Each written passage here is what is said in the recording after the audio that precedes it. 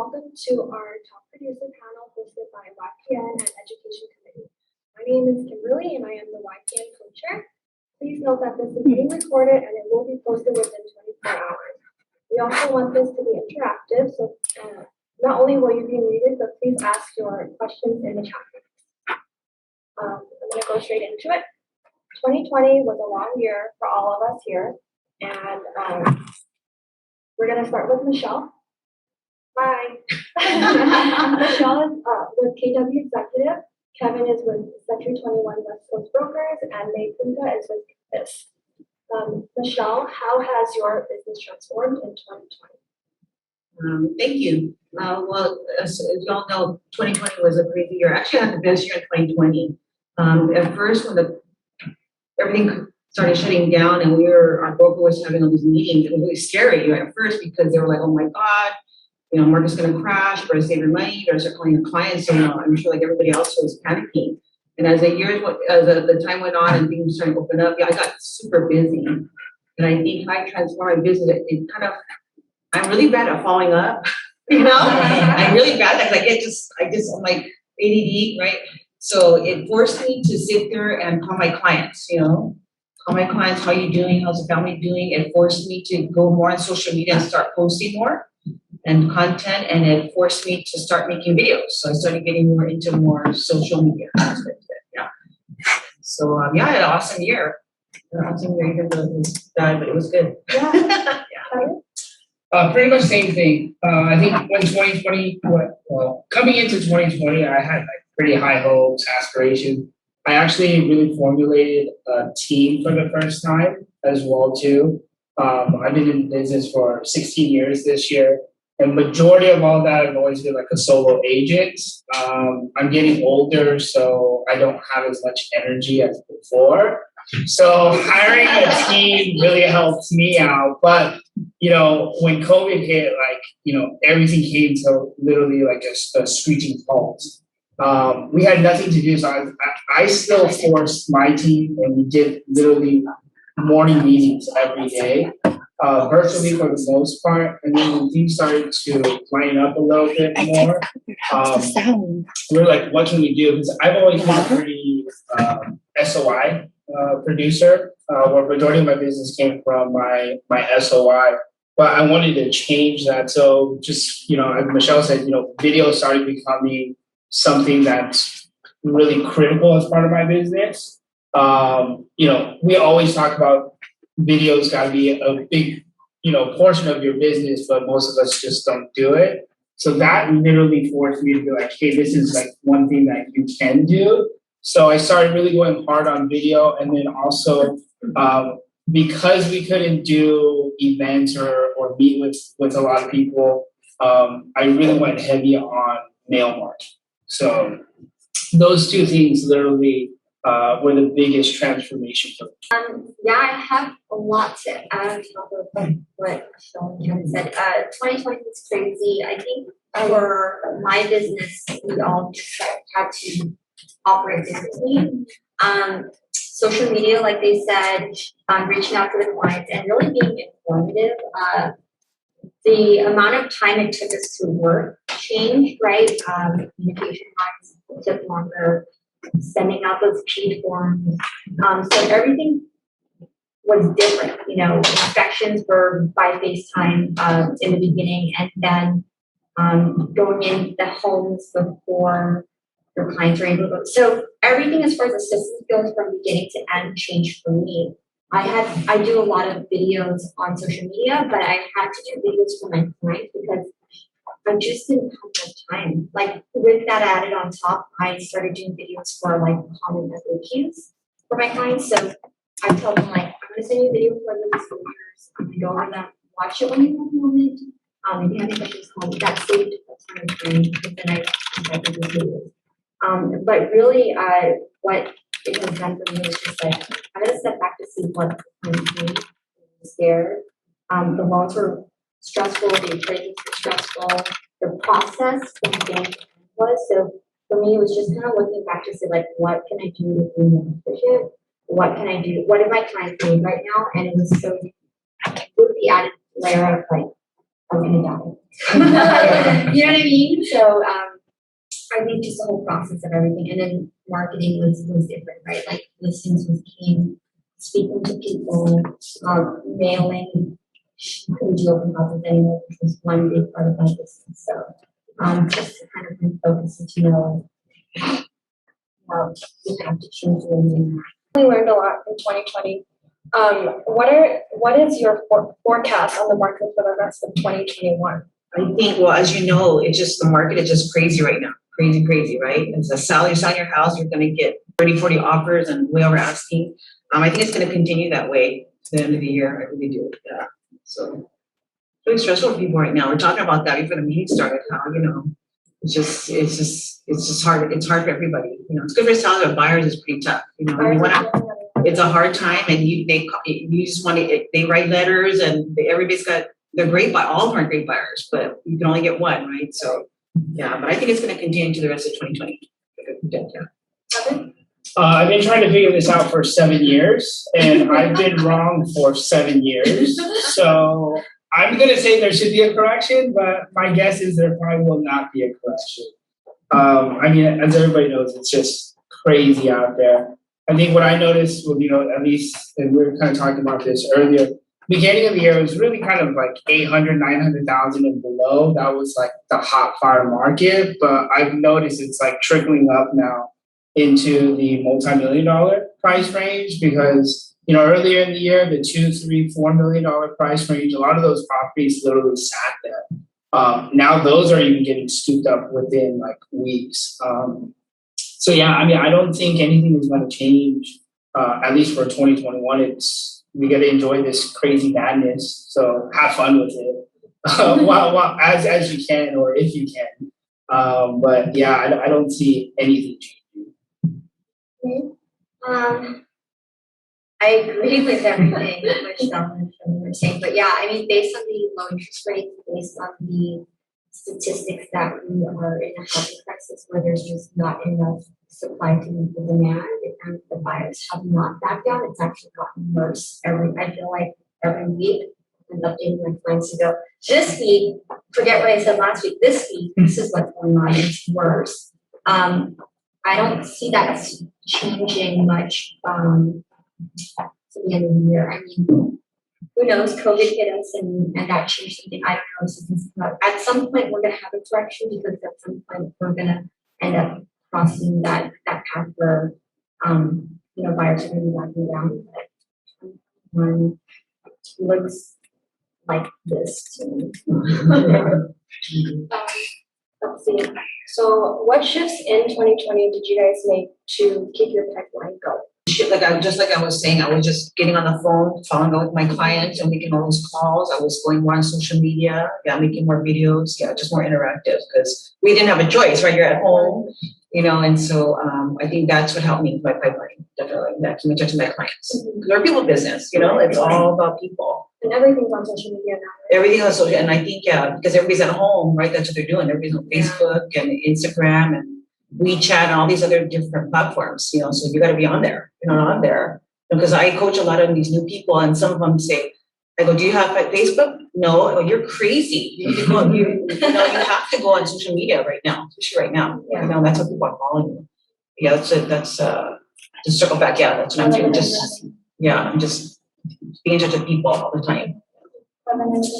Very similar. I mean, my suggestion and tip to everybody out there is like, get comfortable with that little dot that's on that camera, because that is your future right there.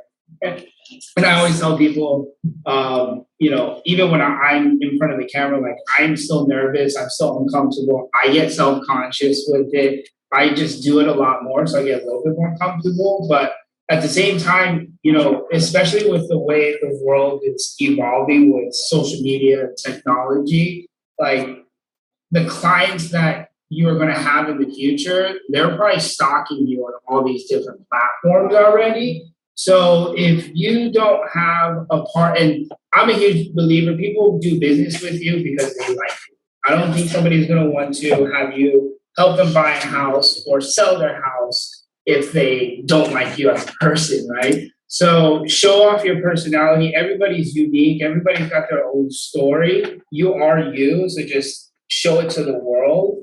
And I found that the more you do it, the more response that you'll get. And plus, I think Tom Perry always talks about you're out there really searching for your tribe. So your tribe won't know who you are if you're not posting anything. So, just get into the habit of it. Even if you don't want to do it, I think that's where the separation comes between those people that do really well in the business and those that fail or they struggle, is because they don't want to either adapt and change. And they just kind of want to stick to their own ways, which is fine. But I really think that video component, like everybody get on that bandwagon. I mean, that should have been done like 10 years ago. Us, I feel like as real estate agents, we're just a little bit slower at doing things. But the quicker you do it, I think the better off you'll be. I really like what you have to say, and I think it's true how it's transformed is that it's not an option anymore for you to be on social media, to be on TV, or YouTube, whatever. People are stalking you, and I feel that's the same with my business. And I say social media is like an abusive relationship. You're on there and you get like drowned into it, and you're like super drained and tired, and then you go back and forth. Photography, selling shirts, whatever. We are no longer just whatever we do as salespeople. It's like you're a marketer and then you are whatever you are doing. So for my business, it's like, how do I do more marketing? How do I become a better marketer? How am I pushing better content? And then also like just making sure that you can kind of brand yourself so that people know who you are. You're not going to be a good fit for everyone, but people are watching you. And I get tons of messages. Like I have someone who I follow because she does like caricatures, and I say that correctly. But anyways, he's in Atlanta and he had messaged me, just ask me something about real estate. And that's what you want to do, right? You just want to be like informative.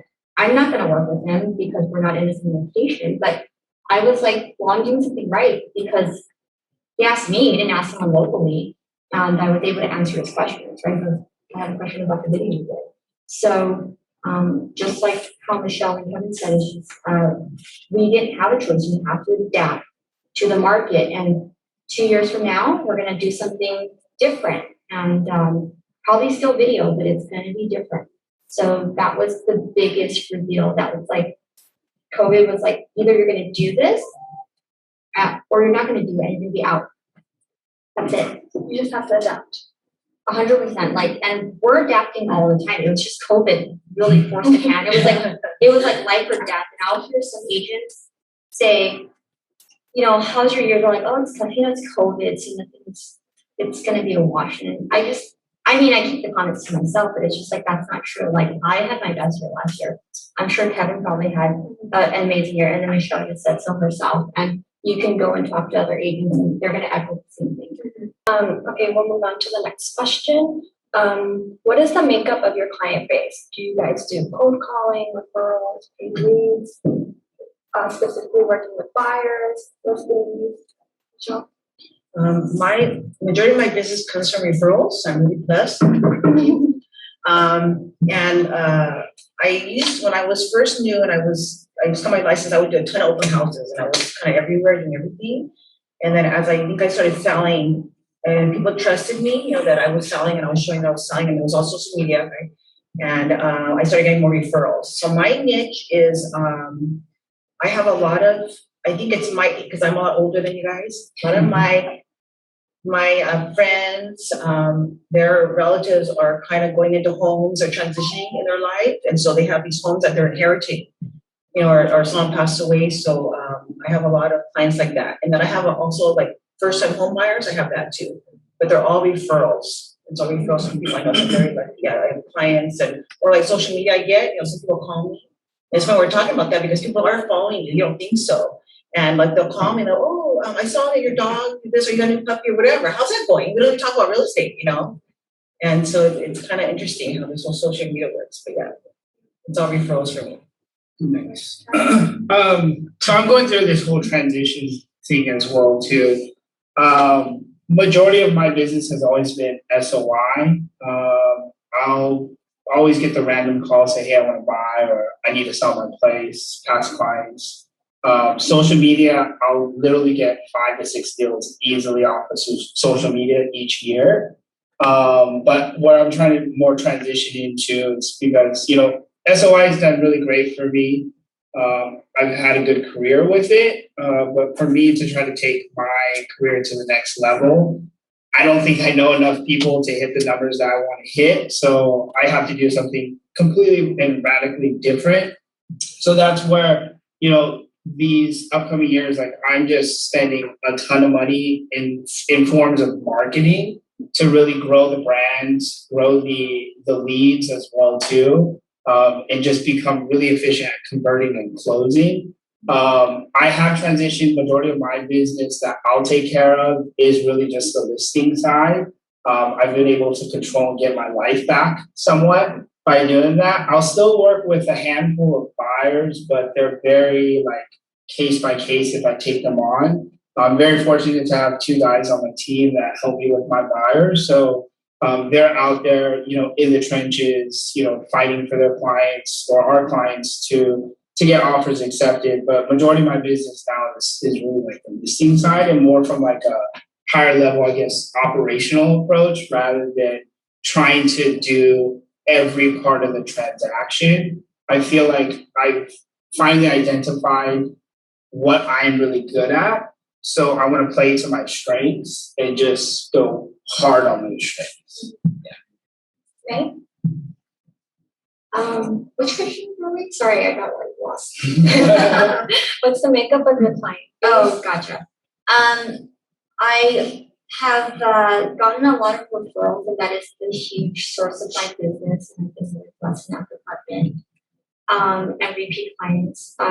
Before COVID, open house was probably the second tier, but now it's still referrals, and I am looking for additional ways to grow my business, just like Kevin said. So I'm spending a lot of time on social media as far as marketing goes, and I think that kind of stirs the pot to kind of extend the reach for the referrals because it shares through your other friends in that regards. And so how do I get my business? I started doing calls more, so follow-up calls and circle dialing.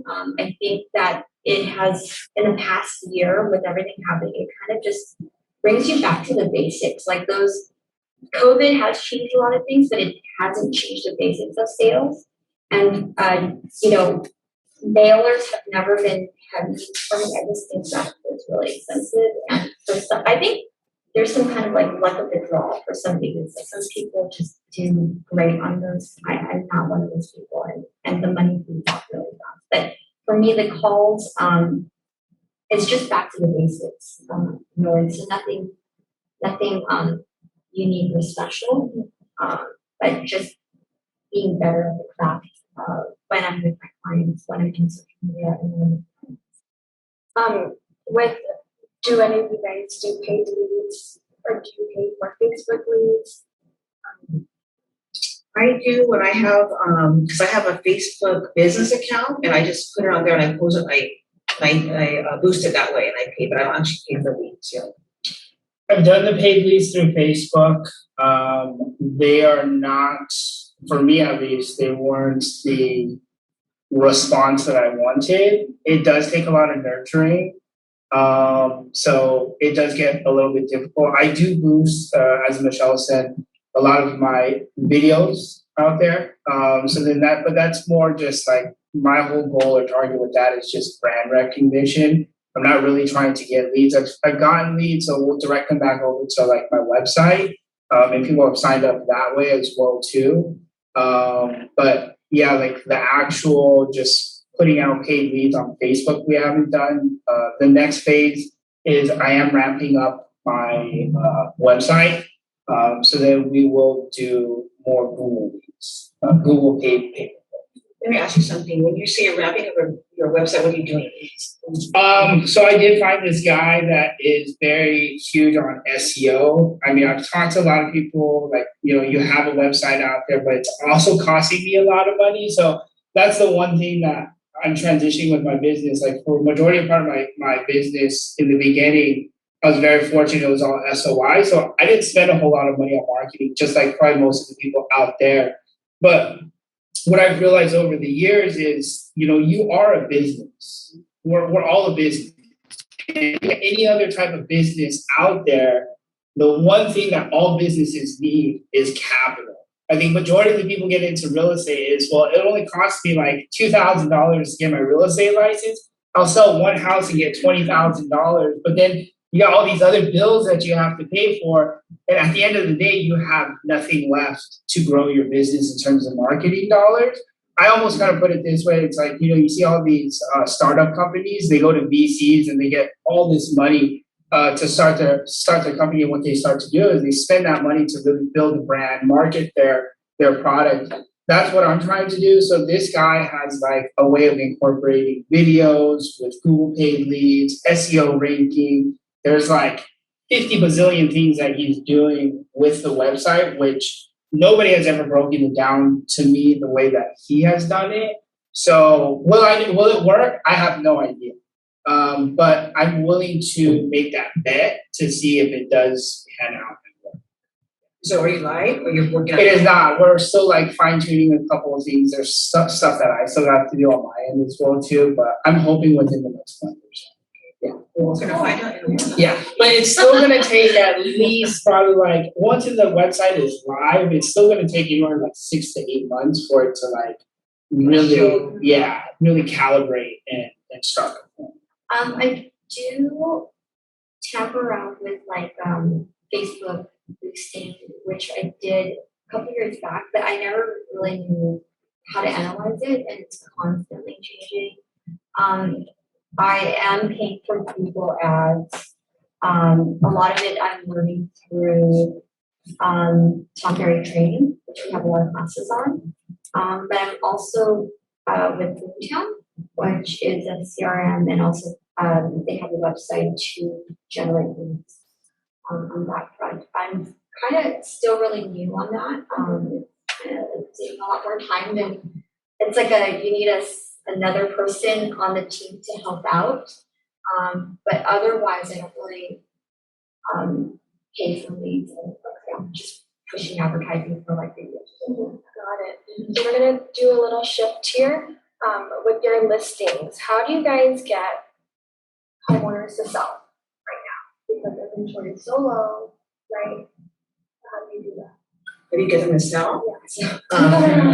Well, you tell Show them. them the money. Yeah, I mean, I have a lot of people like that. They're getting their house ready right now, or they're saying, "Oh, I'm thinking about it," or whatever. And I've been calling them and saying, "You got to do it now. I mean, you're gonna get the most money right now. I mean, we say that every year, right? But it's right now. It's like, I mean, you're seeing crazy offers, 50, 60,000. I've been making offers. When I work buyers, I'm not even getting the counterback, and I'm going over 30, 40,000. It's just so crazy. So I think, right now is the time to do it. If you're gonna sell, you tell them, get on that phone, and you tell them, explain, what's going on. You'd be surprised. A lot of people don't know. I got my other friend who called me last night, and she was like, "Oh, I'm thinking of selling." I said, "Well, you're gonna sell. You're gonna sell right now." And she goes, "Why?" And you know what's going on? So I explained. She said, "Oh, okay. I'm gonna with my husband." So you just gotta explain. Yeah, I think if you just educate your clients what's happening, they can make a decision. I think that's Michelle kind of hit it right there. I mean, everything that we do is really worth educating the clients out there. I don't think it's tough to get sellers to sell. I think it's more so, or at least the approach that I have, it's the competition out there.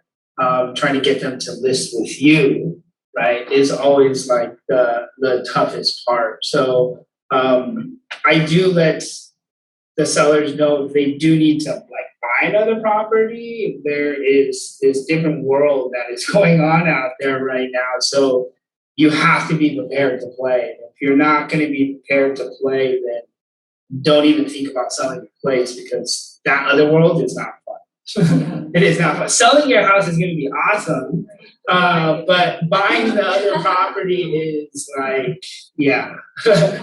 You guys know what it's all like. Yeah, I mean, it's not a problem selling right now.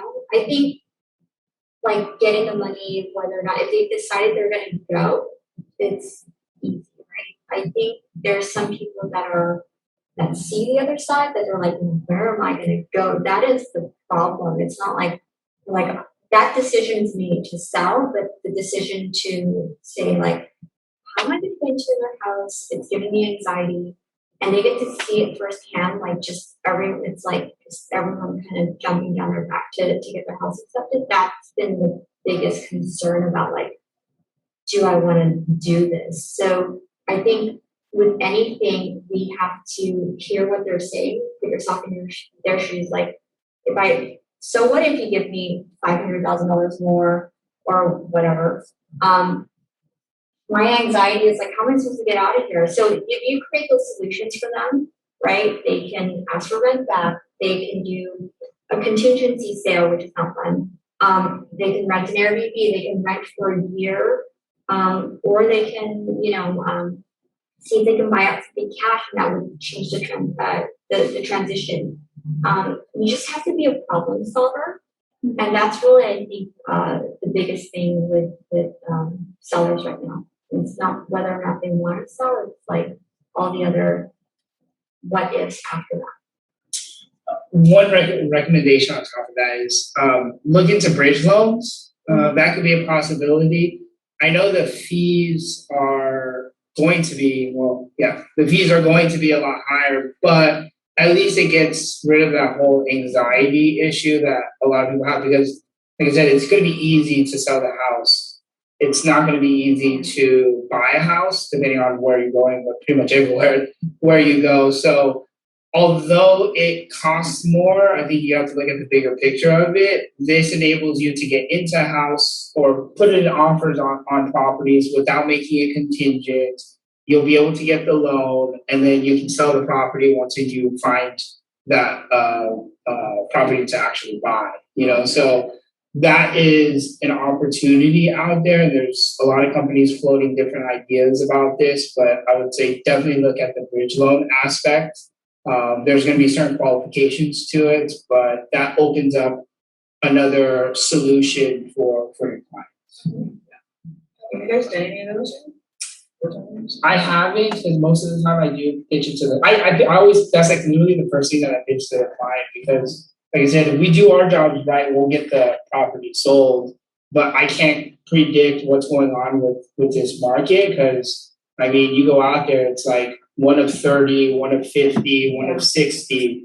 I don't like those odds. It's like buying a lottery ticket, So that's always the hardest part. So at least you can, take your time to at least find and buy that house, and then we'll take care of all this, because, I've literally done it where we sell the house, even do the lease back, and you can't find anything. Like that pressure every day it just weighs you down, So to eliminate all that, hopefully you can just explain it well enough that they trust you. Like, okay, let's go with this route rather than go with this route. Yeah, you just gotta put the options out there, and then whatever solution fits the best for them, and it's better than no options.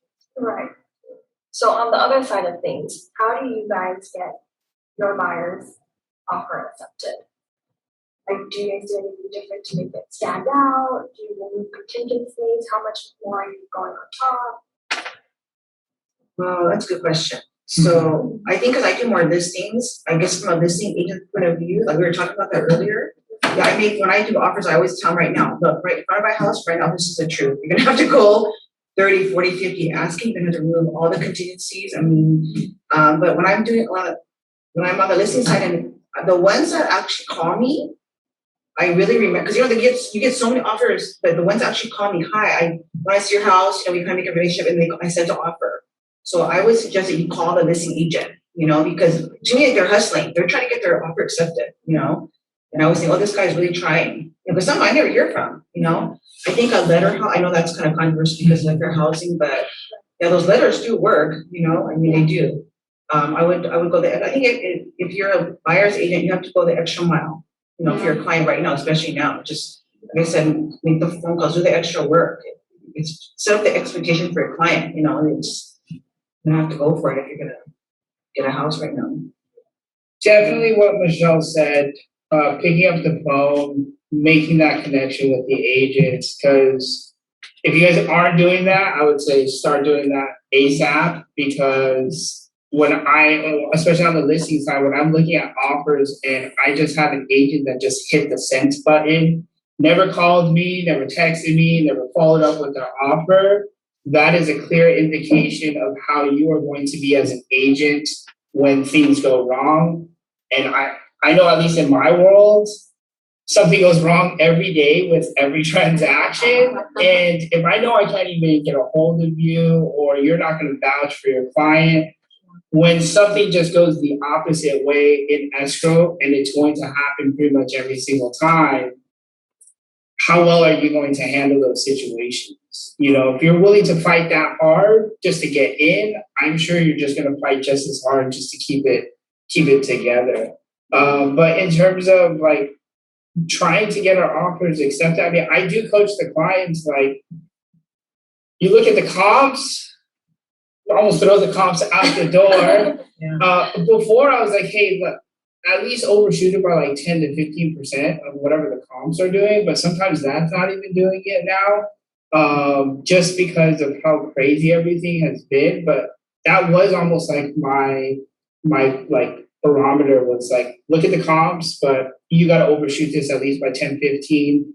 Definitely knowing the marketplace, knowing the transactions that are going on in a specific area. So what I'll do is I'll call all the ones that are pending, talk to the agent, say, hey, what is your contract price at? If they're willing to give it to you, or try to get some form of a ballpark figure.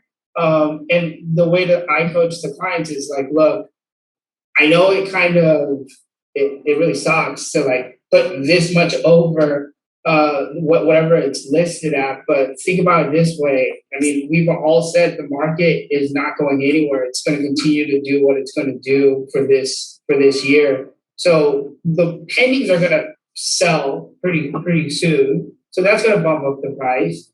Then you got 1 month for escrow, typically 30 to 45 days. So prices are already going to come up by the time you actually even close on the property. And then 1 or 2 months after you close, that's like a 3 month total from the time you probably submitted. Prices have probably jumped up another, like 3 to 4% each month easily. I mean, year over year, they're going, 10 to 15, 17% I've seen. Yeah, so like if you just logically look at the numbers, yeah, it's a hard pill to swallow, but with the way things are going, that value that you think you're overpaying for is going to be valued literally within a few. Yeah, I mean, on a more tactical standpoint, it starts by really managing the buyer's expectations. That's probably number one. If they don't know what's happening, they're not gonna be willing to trust us to take them down this, I call it a roller coaster, right? And I really kind of tell them, like, this is how the market environment looks, number one. Number two, this is what offers are doing in this area, just like what Kevin does. That's really important to know as much information. I can tell you, like, you want to talk to a listing agent, but most of the time you don't get to talk to them. If you're going to talk to a listing agent, if you're ever like on the other side of the table listing, pay really close attention to how those agents call you. Anything that I can use to help me in the future, like if Kevin calls me, I go, this guy didn't waste my time, was direct, professional, I like that. I go, I'm gonna use that because I remember him now, and I don't remember the other gentleman that called me 3 or 4 times to ask me like silly things like, can I show at 2:30? Those little things.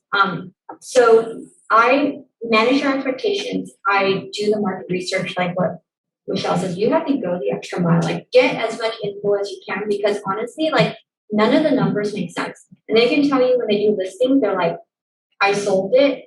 I can't believe I sold it for that much. Like we have a general idea as far as range goes, but then we're all like, I still can't believe it sold for that much. And that has been consistent with every listing agent that I talk to. They're like, I can't even believe it. So none of it makes logical sense is what I tell them. And so that right there is big. Making these agents, we're getting 50, 60, 70 calls a day sometimes when it's live right before it's due. So when I call, I'm really quick to the point and I make my impression in 60 seconds or less. I go, hey, Michelle, do you have 1 quick minute? I have 2 questions for you. And then she's probably not even eating lunch yet or whatever. She's like, okay, fine, I'll take your call. And I'll say, you know, what's going on? Can you please tell me what I can do? And I say verbatim, and they laugh every time. I go, I don't know how to write offers anymore. I go, if you can give me anything you want to share, and I'm respectful. I don't go, how much is it? How much is your highest? That's rude, right? I go, if you can share with me anything that would help me, I don't want to waste your time and be another offer. And I don't want to do this to my clients. They are very candid because they are on the other side and they know, right? So that is what I do with my clients. And I share with them, like, if I get an email, I have to show them. It's hard to tell someone brand new that, like, the market's hot. That's not the right word. Because we were using that the last 9 years, 10 years. The market is insane. Like, we have a problem. So to get everyone up to speed, to kind of just get their expectations managed right up front so that it's less stress, because honestly, like, I saw a house on Sunday. We wrote an offer Monday. We got a counter and got it into us for Tuesday. We saw it for 15 minutes. Do you think they have cold feet? Yes, they have some cold feet because, like, that's just too fast. So if you prep everyone up front and you're going to go, this is going to go fast and hard, then it helps everyone along the way. It also helps you to explain to the listing agent, like, my clients know what's going on. They're not shaky. They're not all that. I think that's really important. I think when a listing agent is talking to you and you don't even know to read the showing instructions, I'm not going to talk to you. I'm not going to talk to you. You're not your offer. Like, forget it. You're not the one. So we need to, like, smart, savvy, professional, like, don't waste my time, because we are working 7 days a week. We're not eating. We are tired. We're not sleeping. We're a little bit extra cranky. And I'm just being real, like, I'm exhausted. And every agent I talk to, I just pat them on the back. I go, you know, take care of yourself. Have some lunch today. You know, take a day off, right? So that's, like, for me, that's really what I do. Like, I just am extra work for every single offer, right? Can I add something? Yeah. To as a listing agent, when I receive offers, if they're written really bad, which, I mean, the date's missing, my name's missing, the client's name is spelled wrong. That's like, you know, like, when I get it, I always tell people, this is like going into a project. You know, when you're in school and they go, oh, you need to team up with someone, and you get thrown with whoever. You don't know what you're going to get at the end, right? That person's going to work really hard, just like you are. So you're going to do all the work, right? So when they see me an offer and it's written really bad, they misspell names, they put different price. I can tell someone's new, or the price, it's just bad offer altogether. I think to myself, this person, I'm gonna have to do half of the work and explain everything. That's not what I want. I want to be able to work with someone that's gonna be very direct, as she's saying, that's gonna close on time, right? That's gonna work with me. That's what I'm looking at too. So I think by making that call and doing the extra mile and just having someone check your offer if you're new, I would do that, you know, just to make sure. We have a question from the chat, and they're asking, how much are you guys spending monthly in marketing and expenses? In your marketing expenses. Look back to them. Go ahead. Hard numbers that I have right now, just on mailers, I spend like $2,200 a month. Then you have, like, your CRM programs, you got your website. So, I mean, easily it's like $3,500 all in. My barometer, what I'm doing this year, so that's like my bare minimum expense. With my mail marketing, I do supplement with other stuff, but my target is for this year, which is probably a little bit more abnormal. So, like I said, I'm trying to really revamp the way I do business. So I'm just going to go hard on the marketing, and it's just one of those gambles. I don't know if it's going to work or not. So just like what everybody is thinking, should I do this with my business? Should I do this with my business?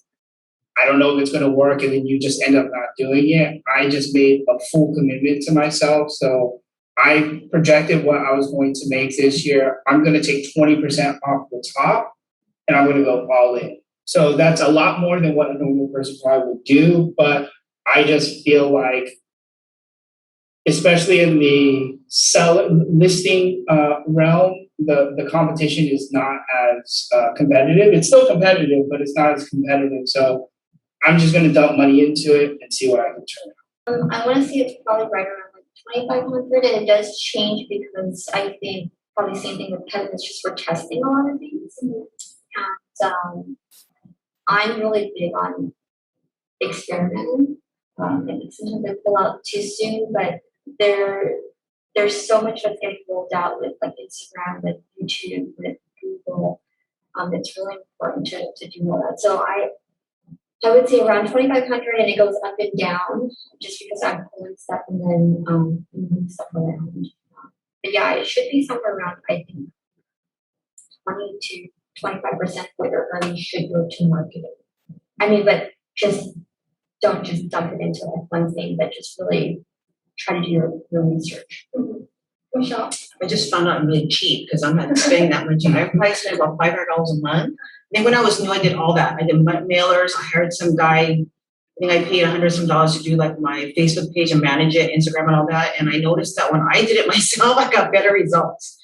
And so for me, I tried everything. And for me, social media is working for me. And it doesn't cost anything. It's free, right? And I just got that billboard, which cost me a couple $100. We were talking about that, couple $100 a month. And I have some other, CRM and other things going. But yeah, most of I think because mine are based on referrals. So that's why I don't spend too much on marketing. Do you guys think as a new agent, they should put some money into marketing? 1,000%. So just as like what I've learned, so what it took me this long to learn, if I were to have to do it all over again, if you were to talk to me now, if I came to myself and said, hey, like as a new agent, what would I do? I would literally find out how you can get money so you can start putting that into marketing. Because the longer you pull it off, because most people's rationale is going to be, including myself, is, well, once I get to this level, then I'll have money to do this, then I'll go ahead and do that. I think you got to go almost the opposite way is, okay, can I get money? How much money can I get? And from this pocket, like, where can I distribute to really market myself? Because that is really how you're going to grow your business. I think 100% you need to market. I think the biggest thing with new agents is that they literally go, does flyers work? And they like do that, or they like, does this work? And then they try that. But marketing is very expensive. It doesn't happen overnight. And sometimes you get lucky, like on the first set of mailers, you get a call back. But it's consistency. It's really analyzing the data that comes back, and you actually have to have it planned out for a set amount of time. Like they say mailers take 1 to 2 years. Like, so knowing that, like, don't have enough money to send for a month and then not. You just might as well just throw that money away. Like, find out what you can do consistently within your budget. Be responsible. Don't, put yourself in debt. But you need to do your homework. You need to do something, and when you need more money, then add it back in, right? I think people see their checks come in real estate, and it's not a lot of money, even if you make a $20,000 check, it gets Uncle Sam takes that, your car payment, your gas insurance, your MLS dues, and then if you've been working with this client for 6 months, divide that up by 6. There's a lot of expenses that flows out, and I can see why people get their check and then they never go back to marketing. But you have to understand, like, we do operate just as any other business, a restaurant, any brick and mortar store. Like, they do advertising, they have monthly expenses, and people need to know how to work. We have another question from the chat. How do you guys respond if buyer's agent asks the price in terms of the highest offer? So when you get or as a listing agent, yeah, how do we respond to that?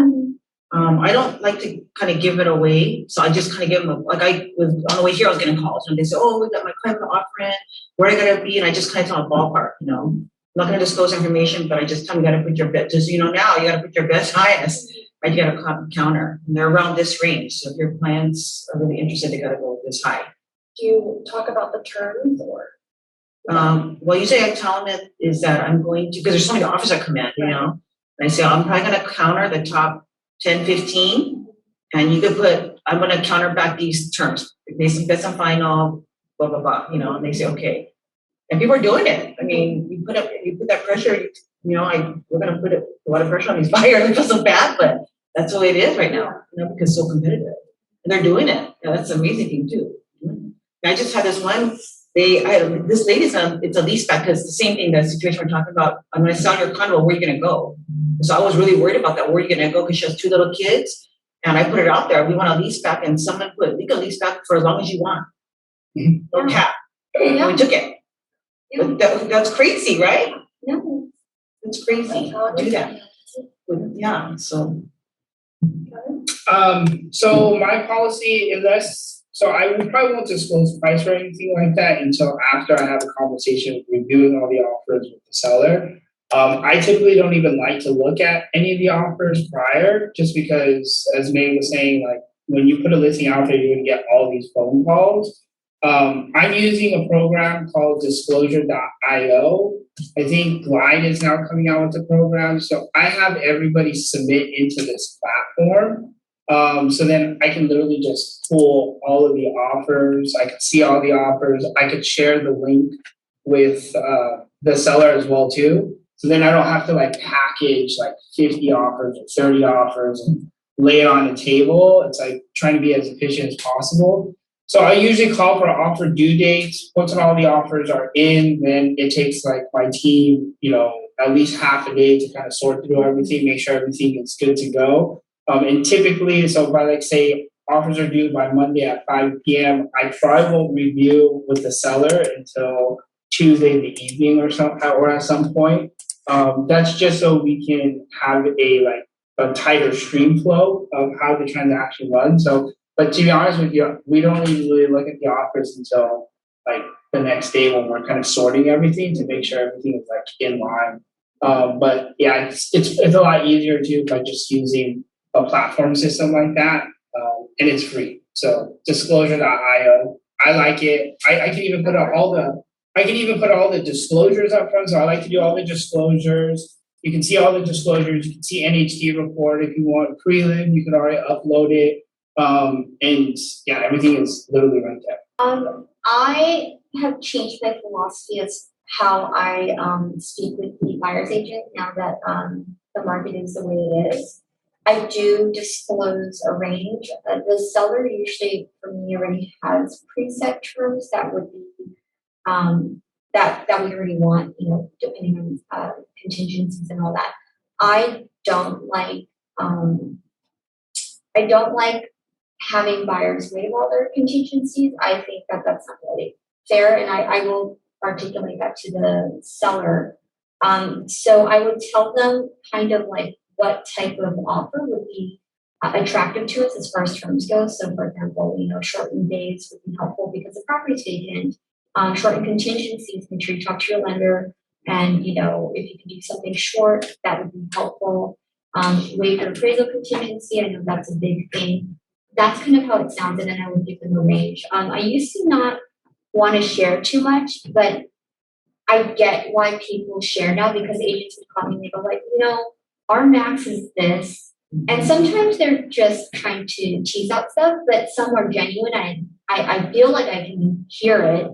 But they'll say like, our max is this, they're really anxious. Do you think we should even do that? And they go through waiting and all that stuff, or can they go to sleep tonight? No, we can go somewhere else. And I think like I can identify with all the buyers and agents going through that. So I try to provide what I can, and I do not disclose like what hard firm numbers are, but I will say like if you're gonna have a contingency to sell your home, it's not gonna work for my client. If you're gonna do this, and it cuts down on the amount of offers that I get, like I want offers, but if they're not gonna work for us, that's gonna save everyone time. I don't wanna go, you know, it's just extra hoops for everyone to go through right now for every little thing.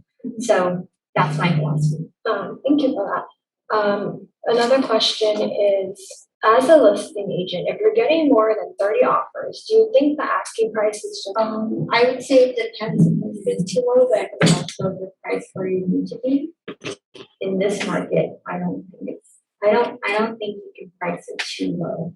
I mean, I've been wrong so many times. I mean, I've gone on listing appointments where I'm like fighting the seller on price. I literally saw one recently, like from the get-go. I mean, I was talking to her back in, I would say like November. She was like, no, I want this price. I'm like, you're crazy, you know?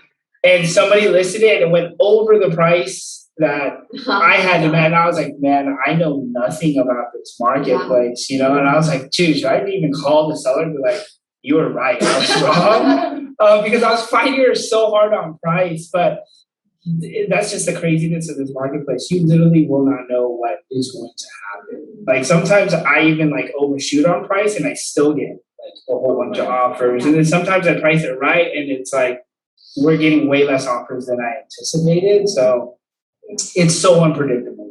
Yeah, that's I think the key word, unpredictable. And when I go to list an appointment, I tell them I'm gonna list at this price, but it's probably gonna go way over. Yeah. We're gonna get 30 offers, you know, and they go, okay, and then they see it, they're like, wow, you were right. I'm like, yeah, it's gonna sell. It's way more, because I always set the expectation kind of lower because I want them to be, you know, happy. If I do it too high, so I always say it's gonna sell. I think about this, and it always goes over. It always goes over.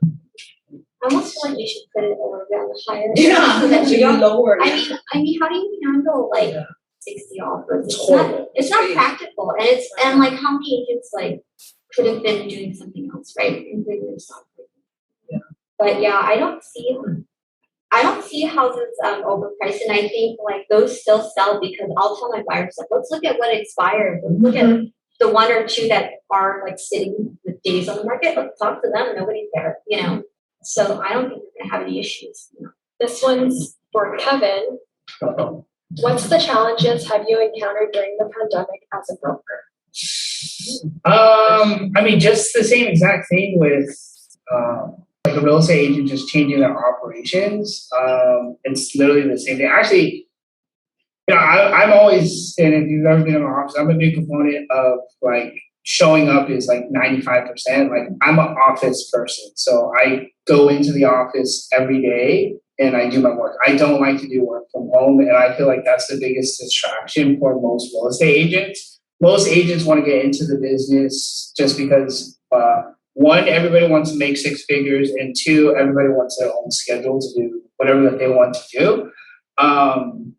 But I think with the whole transition of what's happened with COVID, I mean, doing everything virtually has actually been a benefit or a blessing in disguise. I do get more participation by doing things virtually, which is awesome. And there's, you know, some other agents that it was harder to reach out to them or harder to get them more involved. And the whole virtual aspect has actually improved a lot of things.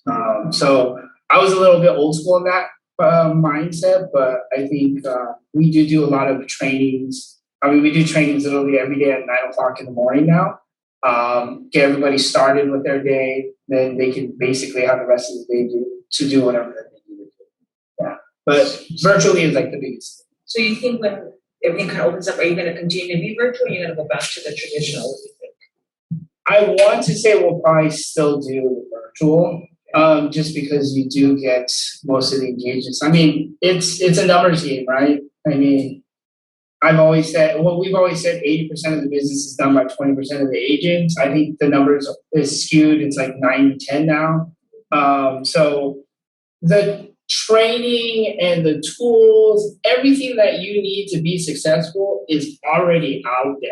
You just gotta apply, you gotta test it, you gotta try it, because that's the only way that you'll know if it's going to work or not. I don't think that will ever change, you know. And I think that's the deciding factor whether you are going to be successful or you're just going to be there in the business. Yeah. All right, one last question. What factors do you guys think would create a market correction? Well, I think the interest rate, right? I've been looking at some stuff online. It says August, maybe we're going to have a interest rate or inflation. Something's going to happen there in August. And then summer's coming, right? So I don't know what's gonna happen. Typically we get more inventory, right? It's just so weird. Usually you can tell people what's gonna happen and it goes opposite, right? It's just so hard to predict. I think interest rates is like the biggest key because that will change, especially with the way prices are right now, that's going to change pricing or affordability for a lot of people. So the one thing that I've been really kind of monitoring, of course, we're always watching the one supply of inventory, which is basically zero. The other thing that you really have to look at is like the affordability index. So I think once the affordability index gets to like the low 20s and into the teens, then we're going to start to see a shift. The easiest way to do that is literally by cranking up the interest rate because that's going to change people's payments considerably. And that's definitely going to price people out, especially with the way home prices have gone. So until that happens, I don't think the builders, one of the biggest reasons why we're in this situation is because builders are not building at a pace to keep up with our population demands. So, I don't think that's going to be able to like just throw a whole bunch of inventory onto our marketplace. So I think the interest rate is going to be critical, but at the same time, I don't think they'll do it just for the fact that I'm a firm believer the housing market supports so many other different industries. So you turn that, income stream for the entire economy down, then guess what's going to happen to your economy? So they're going to probably tread very lightly in terms of how they actually do this because one small move can turn into a really big impact for our economy. And I don't know how well or how strong truly our economy is. No, I have the same answer. Yeah. It's just the flow of money, right? Like the interest rate fell, and then all of a sudden people who didn't qualify the year before, all of a sudden go, oh, I qualify. So it really is the amount of people in the market, the affordability. Right now, they're still able to afford their mortgages, and so we all of a sudden have a ton of supply that hits the market that meets demand. That would be the other thing, but it doesn't look like that's going to be the case. There are people leaving the market and not leaving California, but I think that's not enough to kind of help us with the supply right now. Yeah. Okay, well, thank you all three of you guys for being here. We want to say thank you to everyone that attended. I'm going to pass this over to the Education Committee Co-Chair, Polly. Thank you. And thank you for Kevin, May, Sharon for this fantastic Top Producers Panel. We appreciate Young Professional Networking YPN Committee to present you this great section. On behalf of Western Gateville Valley Realtors, we would like to thank again Kevin Kwan, Century 21, West Coast Brokers, May Kunka, Compass, Michelle Shimohara, KW Executive, for your wonderful and sharing the valuable experience to all of us today. I feel so young at this moment with YPN. And again, in person very soon, and hopefully we can fully pack up our auditorium pretty soon. And of course, that be under a very safe and reopened guideline at that moment. A quick reminder for next very good class. Next Monday, April 26th, 11 o'clock, Personal Cyber Security, conducted by Isaac Kim. Don't miss out this one. And thank you again for Kevin, May, Michelle, Kimberly, all of you to join this wonderful section. We see you next Monday at 11 o'clock. Thank you, Polly. Thank you all.